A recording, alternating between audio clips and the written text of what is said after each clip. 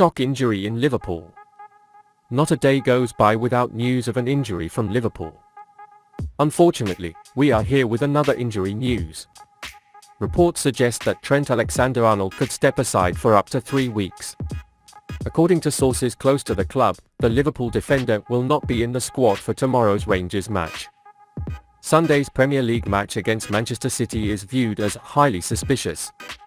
Alexander-Arnold was forced out of the game in a 3-2 loss to Arsenal on Sunday.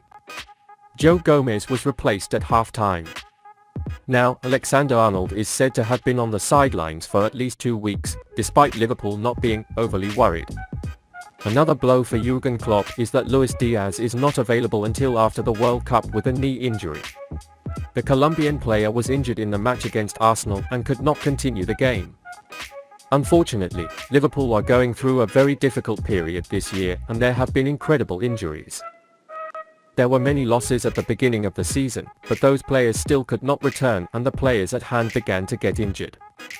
Liverpool are giving serious warnings for injury and we hope there will be no more injuries after that. Liverpool found the new Divock Origi. It's not just Liverpool that's not doing well this season. Another club struggling to turn things around is Leicester City. Leicester City's start in Premier League play this season has been a disaster and former Liverpool manager Brendan Rodgers has been struggling to keep things running this year in Leicester. Currently, his side is in the relegation zone and things are not going well. But not all was a bleak apocalypse in Leicester. Some shining stars emerged this season. James Maddison and Patson Daka's form looks good, also Jamie Vardy's fight is good. These 3 stars put up impressive performances to get a steady start under Rodgers. However, the 24-year-old Zambian international made every moment he spent on the field important. Daka has scored 3 times and recorded an assist in 331 minutes in the Premier League. In other words, he contributes an average of 1.08 goals per 90 minutes. He scores more than 1 goal for every 90 minutes he spends on the field. These figures are impressive for a striker who averaged 0.7 goals in all lanes last season. While he hasn't quite reached the heights he achieved in Salzburg so far, his stats are not bad, especially for a team that is in the race to stay in the relegation this season and last season. Let's not forget that it is very difficult to reach such a number in such a team. Daka's brutal press, clever movement and speed make him a real nuisance for opponents. He is exactly the type of striker Julian was aiming for Liverpool following the departures of Divock Origi and Takumi Minamino.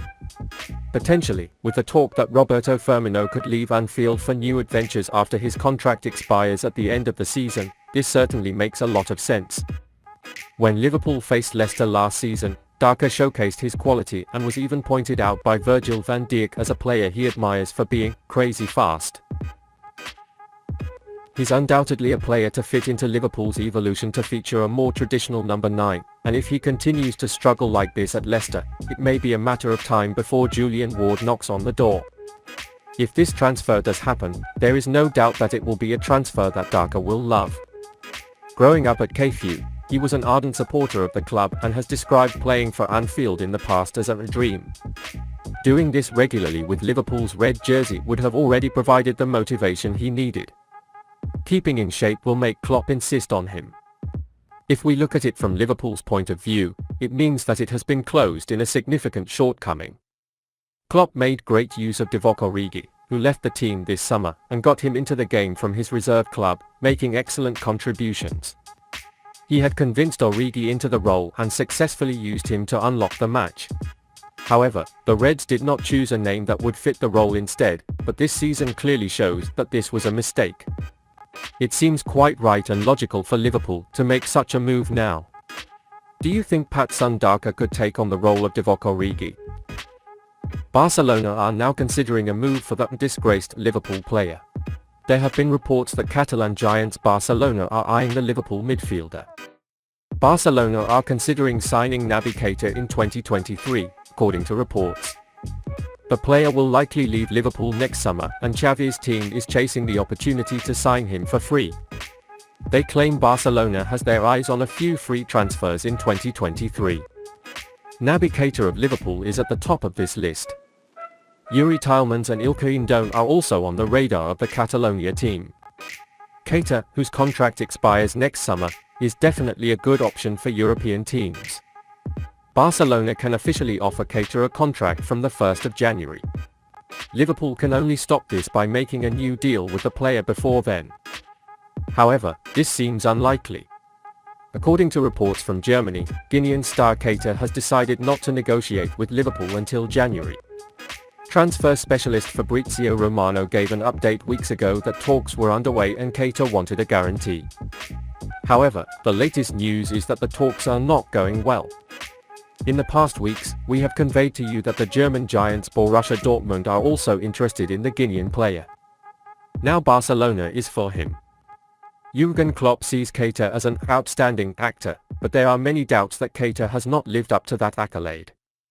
The midfielder never fulfilled his potential at Liverpool and spent most of his time injured.